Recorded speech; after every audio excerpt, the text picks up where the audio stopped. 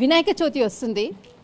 వినాయక చవితి విగ్రహాల తయారీ అంటే మట్టితో చేసినటువంటి వినాయక విగ్రహాలనే వాడాలి అన్నటువంటి ఏదైతే నినాదం కొన్ని సంవత్సరాల నుంచి కూడా వింటూనే ఉన్నాం. కానీ ఇక్కడ దేశ రాజధానిలో వినాయక విగ్రహాన్ని ఒక ప్రత్యేకంగా మన కొబ్బరి పీచుతో తయారు చేసి ఇక్కడికి ఢిల్లీ రాజధానికి వచ్చినటువంటి ఆంధ్రకు సంబంధించినటువంటి ఆంధ్రప్రదేశ్కి సంబంధించినటువంటి తెలుగు వాళ్ళు ఇక్కడికి దేశ రాజధానికి రావడం జరిగింది.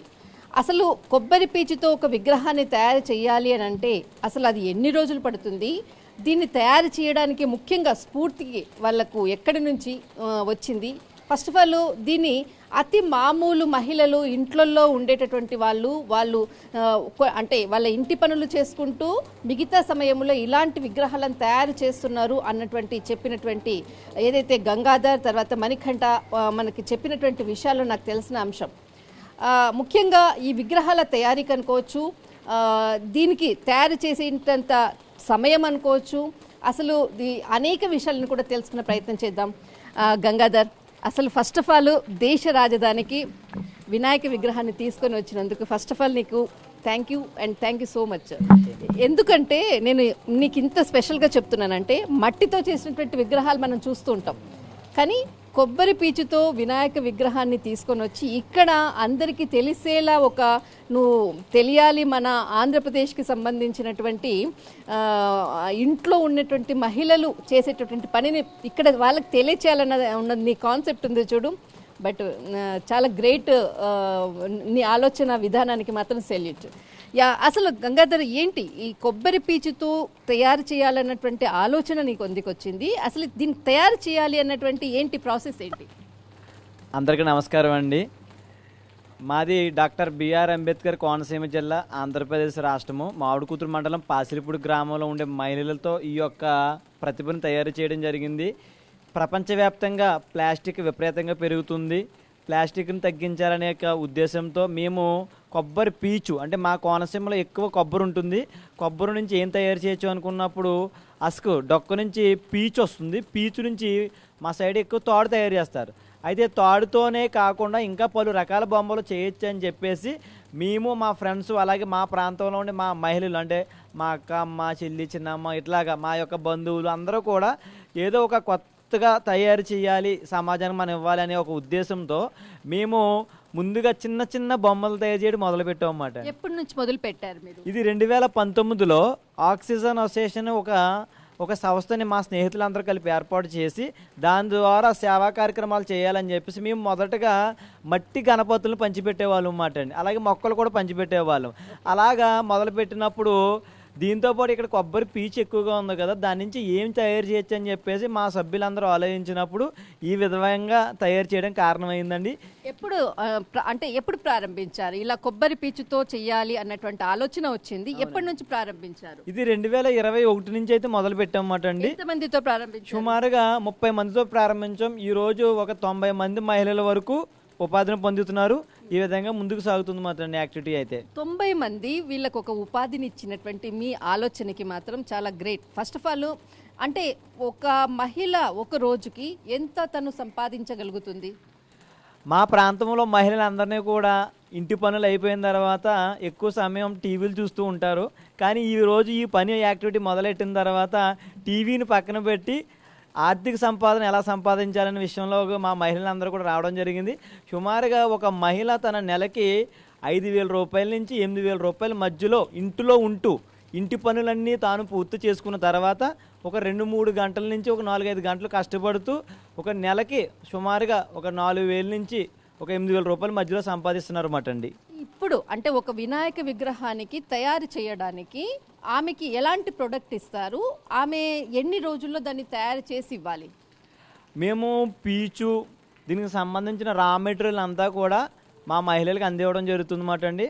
వాళ్ళందరూ కలిపి ఒక 3 నుంచి 4 కలిపి ఒక టీం కింద ఉండి దీన్ని మేకింగ్ మొదలు పెడతారు. ఇది సుమారుగా 4 రోజుల నుంచి ఒక 6 రోజుల మధ్యలో పడుతుంది అన్నమాట. సమయం అయితే మాత్రం టైం ఎక్కువ తీసుకుంటుందండి, కానీ ప్రోడక్ట్ మాత్రం చాలా బాగా చేస్తారు, చాలా న్యాచురల్గా ఉంటుంది, చూడదగ్గట్టుగా ఉంటుంది అన్నమాట అండి. అసలు ఒక్కసారి వినాయక, ఎందుకంటే మనకి వినాయక చవితి వస్తుంది, వినాయకునికి తయారు చేసే అంటే ఈ మొత్తం అంతా కూడా అంటే లోపల మీరు లోపల ఏదైతే మనకి పీచు ఉందో అంటే ఇంకా లోపల ఇంకా ఏదైనా వస్తువులు అంటే పదార్థాలను ఏమైనా పెట్టారా?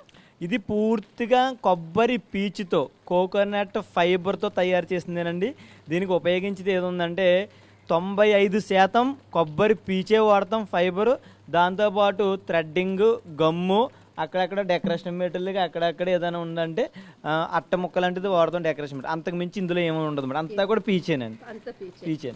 ఏదైతే 90 మంది మహిళలు వాళ్ళకి ఒక అంటే ఒక ఆదాయం ఇన్కమ్ ఇచ్చిన వాళ్ళు ఇప్పుడు అంటే గవర్నమెంట్ నుంచి ఏదైనా మీకు సహాయం ఏమైనా ఉందా, లేకపోతే మీ ఓన్గా అంటే ఏ విధంగా ఎస్టాబ్లిష్ చేసి ముందుకు తీసుకెళ్తున్నారు? మాకు మా ప్రాంతంలో కొన్ని సంస్థలు ట్రైనింగ్ ఇవ్వడం జరిగిందండి. అయితే ట్రైనింగ్ ఇచ్చిన తర్వాత సంస్థల పైన అక్కడితో అది ముగింపు అవుతుంది.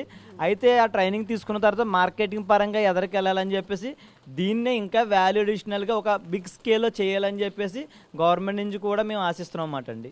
అంటే ఎవరైనా కలిసారా ఇంతకుముందు అంటే ఇలా మీరు గవర్నమెంట్ని కాంటాక్ట్ కావడం కన్నా అలా ఏమన్నా కలిసారా?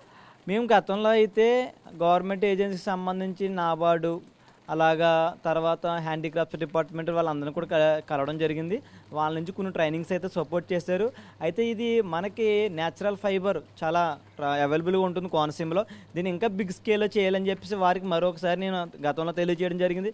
దాంతోపాటు మన భారత ప్రభుత్వాన్ని, రాష్ట్ర ప్రభుత్వాన్ని కూడా కోరేది ఏంటంటే ఇట్లాంటి ఈకో ఫ్రెండ్లీ ప్రోడక్ట్స్ని మనం సపోర్ట్ చేసినట్లయితే గ్రామంలో ఉండే మహిళలకు ఆర్థికంగా, ఎకనామికల్గా కూడా బాగుంటుంది.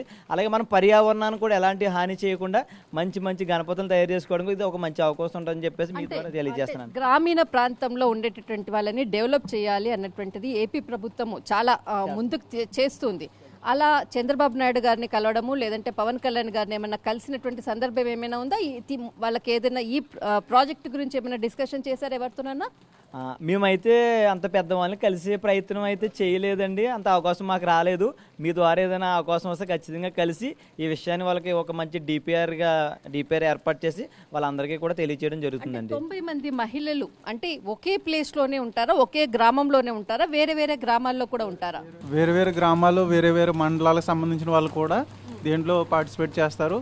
అండ్ దీంట్లో ఎక్కువ శాతం ఎస్ఐజీ మెంబర్స్ కానీ లేదంటే గ్రామీణంలో ఉండే లేడీస్ ఉంటారు కదా, ఉమెన్స్, వాళ్ళ ఎంటర్ప్రైజెస్ కింద ఏదైనా స్టార్ట్ చేయాలన్నా వాళ్ళకి సపోర్ట్ ఇవ్వడం కానీ, వాళ్ళకి ఎటువంటి ఇన్కమ్ సోర్స్ ఉండదు కదా లేడీస్కి జనరల్గా, వాళ్ళకు కూడా సపోర్ట్ ఇచ్చే విధంగా ఈ ప్రొడక్ట్స్ తయారు చేయడం. అదొకటే మెయిన్గా మా ఏరియాలో కోకోనట్ యూజ్ ఎక్కువ ఉంటుంది.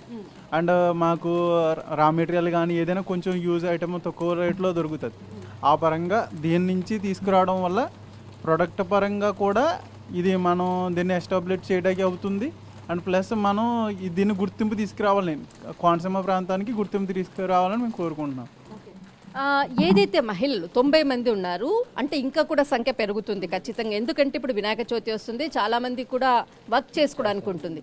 వీళ్ళకు ప్రత్యేకంగా ట్రైనింగ్ అంటే చాలా మందికి నేర్చుకోవడం అంటే రాదు చేయడానికి కూడా, అలాంటి ట్రైనింగ్ ఇచ్చేటటువంటి ఏదైనా సిస్టమ్ ఏమైనా ఉందో మీ దగ్గర? మేమైతే ఎవరైనా వచ్చి స్వచ్ఛందంగా ట్రైనింగ్ నేర్చుకుంటాను అంటే మా 90 మంది మహిళలతో వాళ్ళు వచ్చి ట్రైనింగ్ తీసుకోవచ్చండి. మాకు ఏంటంటే ఈ 90లో ఆర్డర్ బేస్ చేసుకుని వర్క్ ఉంటుందన్నమాట. అంటే డైలీ కంటిన్యూస్ ఉండదు. వాళ్ళకి ఏదైనా ఆర్డర్ వచ్చిందంటే వర్క్ కంటిన్యూగా ఉంటుందన్నమాట. వాళ్ళు చేస్తున్నప్పుడు, మా మహిళలు చేస్తున్నప్పుడు మిగిలిన వాళ్ళు ఎవరైనా ఇంట్రెస్ట్ ఉంటే వచ్చి నేర్చుకోవచ్చు. అలా నేర్చుకున్న మహిళలు కూడా ఉన్నారన్నమాట కొంతమంది, వాళ్ళ ఓన్ ఇంట్రెస్ట్గా అంటే ఇంట్లో వాళ్ళు చిన్న చిన్న వస్తువులు చేసి పెట్టుకోవడానికి ఆ విధంగా కూడా జరుగుతుంది. అంటే ఒక్కటి నేర్చుకోవాలంటే ఎన్ని రోజులు పడుతుంది? ఒక మహిళ నేర్చుకోవాలంటే టైం ఎంత పీరియడ్ పడుతుంది? ఖచ్చితంగా 2 నెలలు పడుతుందండి. మనం ఇందులో ప్రోడక్ట్ని బట్టి ఉంటుంది. ఏనుగు నేర్చుకోవాలంటే సుమారుగా ఒక 6 రోజులు పడుతుంది. గుర్రం నేర్చుకోవాలంటే ఒక 6 రోజులు పడుతుంది. జిరాఫీ నేర్చుకోవాలంటే ఒక 6 రోజులు పడుతుంది. ఇదంతా కూడా టైం టేకింగ్ అండి. హ్యాండీక్రాఫ్ట్స్ అన్నవి ఏవైతే ఉన్నాయో ఈ వృత్తులు కొంచెం టైం టేకింగ్ తీసుకునే మాత్రమే ఈ యొక్క ట్రైనింగ్ ఉంటుందన్నమాట అండి. సుమారుగా 2 నెలల్లో ఇంచుమించుగా కొన్ని బొమ్మలు అంటే ఒక 4 నుంచి 5 బొమ్మలు సుమారుగా పూర్తిగా నేర్చుకోవడానికి అవకాశం ఉంటుందన్నమాట అండి. గంగాధర్, ఇందాక నీ మాటల్లో అంటే ఒక మహిళ 8,000 వరకు ఇన్కమ్ ఉంటుంది, కానీ ఇది ఆర్డర్స్ ఉన్నప్పుడు మాత్రమే పని దొరుకుతుంది, ఆర్డర్స్ లేకపోతే పని దొరకదు. ఈ ఆర్డర్స్ లేనప్పుడు ఏంటి ఆ మహిళల పరిస్థితి ఏంటి? దాని గురించి మీరు ఏమైనా ఆలోచించారా? మా యొక్క ఆలోచన ఏంటంటే ఆర్డర్ ఉన్నప్పుడే పని జరుగుతుందన్నది వాస్తవం. అయితే ఈ ఆర్డర్స్ని పెంచుకోవాలనే ప్రయత్నంతో మాత్రమే ఈవేళ దేశ రాజధానికి రావడం జరిగింది. ఈ దేశ రాజధానిలో ఉండే పెద్దల్ని అలాగే మీ ద్వారా ఉండే విలేకరుల ద్వారా కూడా ఏంటంటే మేము ఒక మంచి మార్కెటింగ్ క్రియేట్ చేసి మా ప్రాంతంలో ఏ మహిళ కూడా ఖాళీగా లేకుండా నిరంతరం పని ఉండే విధంగా జరగాలని చెప్పేసి మేము మనస్ఫూర్తిగా కోరుకుంటున్నామండి. Thank you so much. ఇలాంటిది మాత్రం ఈకో ఫ్రెండ్లీగా మీరు ఏదైతే ముందుకు తీసుకెళ్లాలనుకుంటున్నారో అందరూ కూడా మట్టి విగ్రహాలని ఏదైతే వాడండి అన్నటువంటి నినాదం గత కొన్ని సంవత్సరాల నుంచి ఏ విధంగా చేస్తున్నారో అదే విధంగా మనకు ఆంధ్రప్రదేశ్కి సంబంధించినటువంటి కొబ్బరి పీచుతో తయారు చేసినటువంటి వినాయక విగ్రహాలను కూడా అందరూ కూడా వాడాలి, కొనాలి, అందరికీ కూడా ఒక ఉపాధిని అందించాలి అని కోరుతూ ఉన్నారు. దిస్ ఇస్ కళా కెమెరామెన్ ధర్మతో ఢిల్లీ.